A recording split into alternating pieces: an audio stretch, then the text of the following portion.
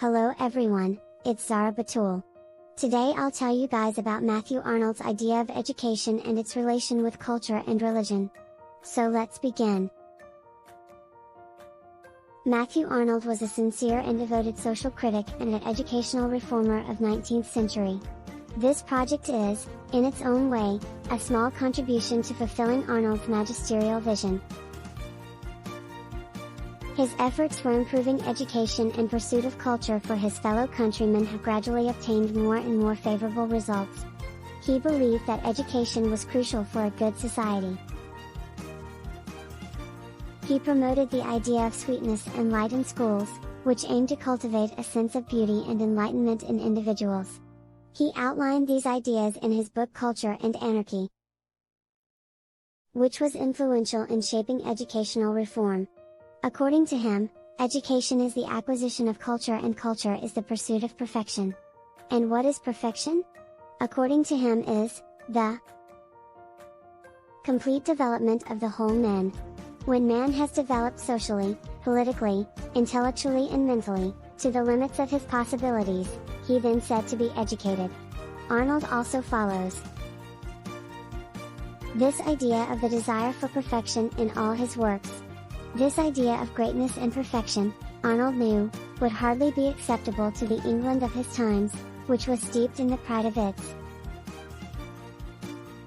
material prosperity.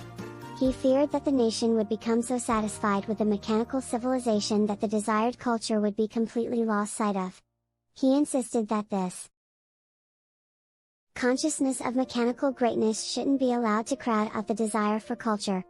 Arnold hoped that culture would add what was wanting in all phases of society, especially in that of middle class, as these people were eager for new ideas, and were full of energy and self-reliance. He thought that the possession of these qualities was a sufficient guarantee, that, with right education, the middle class would become a group of thinkers. Arnold believed that the forces of anarchy had become overwhelming in Europe in the second half of the 19th century. Religion was in terminal decline. Business reigned triumphant. A practical, unpsychological money-making mentality ruled. Mathew Arnold believed that religion was in decline and could no longer serve to constrain anarchy in society. He proposed that culture could take its place, but not the superficial understanding of culture as an interest in art and literature. Arnold believed that culture must play a more significant role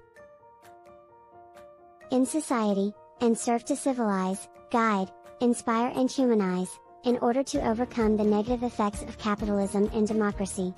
Arnold's goal was to change the way that the elite institutions, such as museums, universities, and schools, were teaching culture, so that they could serve as a bulwark against anarchy in the modern world.